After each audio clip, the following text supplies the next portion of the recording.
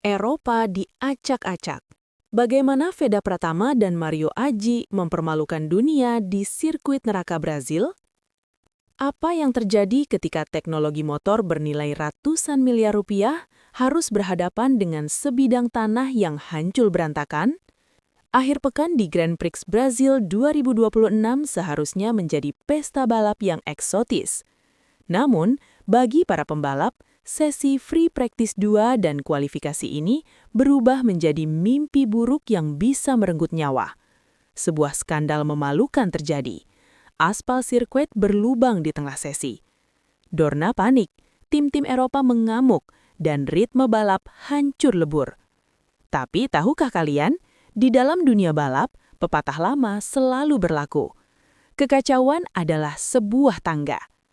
Di saat para elit Eropa sibuk mengeluh soal grip dan keselamatan, dua pemuda kebanggaan Indonesia, Veda Ega Pratama dan Mario Aji, justru menjadikan sirkuit neraka ini sebagai panggung pembantaian mereka. Dan di kelas Premier, sang raja kekacauan, Marc Marquez, kembali memberikan masterclass yang membuat pembalap muda seperti Di Gia terlihat seperti pemula. Siapkan camilan kalian, karena hari ini kita akan membedah secara brutal apa yang sebenarnya luput dari sorotan kamera pada tragedi dan keajaiban di Grand Prix Brazil 2026. Untuk memahami betapa gilanya sesi kualifikasi dan sprint race kali ini, kita harus mundur sedikit dan melihat konteks dari sirkuit di Brazil ini. Kembalinya kalender MotoGP ke tanah Amerika Selatan selalu membawa tantangan ekstrim. Cuaca yang tidak bisa diprediksi, kelembapan yang mencekik, dan karakter trek yang memaksa ban bekerja di luar batas wajarnya. Tapi ada satu variabel yang tidak pernah diantisipasi oleh insinyur jenius dari Ducati, KTM, ataupun Aprilia sekalipun, degradasi aspal yang prematur. Memasuki sesi free practice 2, waktu di mana para pembalap mulai melakukan time attack untuk lolos otomatis ke Q2, tragedi itu terjadi. Kamera pengawas menangkap adanya lubang dan retakan parah di salah satu racing line utama, tepat di braking zone atau zona pengereman yang krusial. Bayangkan, Anda memacu motor dengan kecepatan lebih dari 330 km per jam, lalu harus mengerem keras di atas permukaan yang aspalnya terkelupas. Sedikit saja kesalahan, ban depan akan terkunci, dan Anda akan terlempar ke udara. Pertanyaannya, mengapa ini bisa terjadi? Analisis teknis menunjukkan bahwa kombinasi downforce aerodinamika motor MotoGP modern yang luar biasa masif di tahun 2026, ditambah suhu trek yang membakar aspal, membuat permukaan sirkuit tidak mampu menahan stres lateral dan longitudinal. Sirkuit ini benar-benar dikoyak oleh tenaga motor itu sendiri. Bendera merah nyaris dikibarkan. Modifikasi racing line terpaksa dilakukan secara real-time oleh para pembalap di dalam helm mereka. Dan disinilah seleksi alam terjadi. Pembalap yang mengandalkan komputer dan grip sempurna tenggelam, sedangkan pembalap dengan insting bertahan hidup dan keliaran murni naik ke permukaan. Mari kita mulai dari kelas Moto3. Kualifikasi yang seharusnya didominasi oleh pasukan Eropa justru diacak-acak oleh satu nama, Veda Ega Pratama. Di saat aspal berlubang membuat pembalap Eropa harus mengerem lebih awal karena takut ban depan mereka kehilangan traksi, Veda melakukan hal yang tidak masuk akal. Dia mengamankan P4 di kualifikasi, menempel ketat rivalnya dari Malaysia, Hakim Danish di P3. Bagaimana Veda melakukannya? Jawabannya ada pada DNA balap Asia. Berbeda dengan anak-anak Eropa yang sejak kecil dimanjakan oleh aspal sirkuit Spanyol dan Italia yang mulus bak kaca, Veda besar di sirkuit-sirkuit Asia yang karakternya jauh lebih bumpy dan menantang. Otot motorik Veda sudah terprogram untuk meredam guncangan motor tanpa harus menutup gas atau throttle. Jika Anda perhatikan rekaman kualifikasinya, ketika melewati sektor aspal yang rusak, Veda tidak menekan rem depan terlalu dalam. Dia membiarkan motornya sedikit slide atau bergeser menggunakan rem belakang untuk membantu membelokkan motor, sebuah teknik dirt track or kuno yang ternyata menjadi kunci di sirkuit modern yang hancur. Ini adalah pembuktian bahwa talenta murni bisa mengalahkan data telemetri. keajaiban Indonesia tidak berhenti di Moto3. Mario Aji, yang terus berjuang membuktikan kapasitasnya, tampil luar biasa impresif dan sukses menyegel posisi ketiga menuju podium. Banyak pengamat internasional terkejut, tapi jika kita analisis data sektornya, ini bukan kebetulan. Trek yang rusak berarti ban akan hancur 2 kali lebih cepat. Mario menganani aspal berlubang ini dengan kedewasaan taktik tingkat tinggi.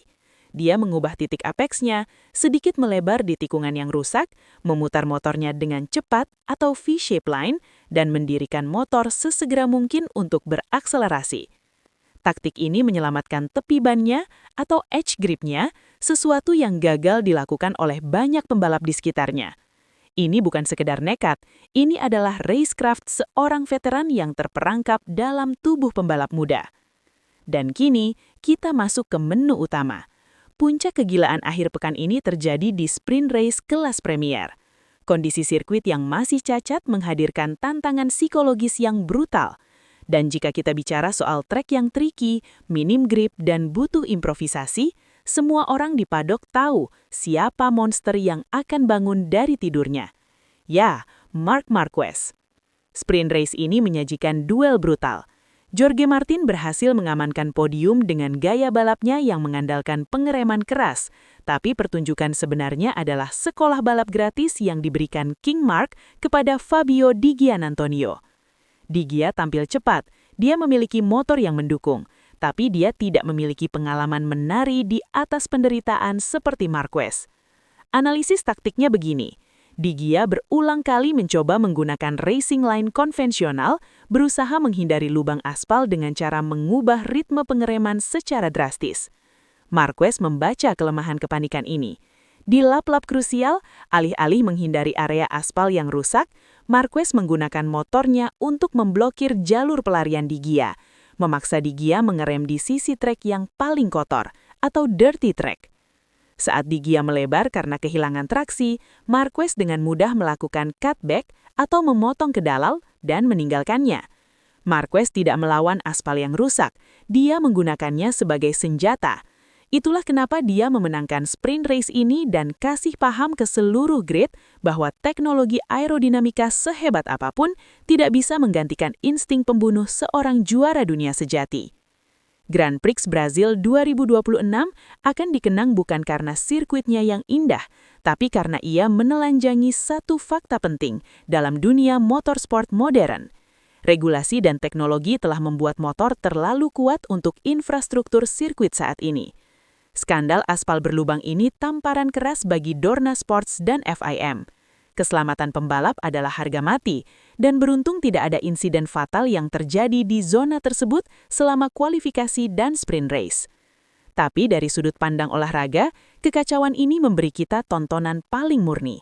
Kita melihat bagaimana rider Indonesia, Veda Ega Pratama dan Mario Aji membuktikan bahwa mereka bukan sekedar pelengkap grid.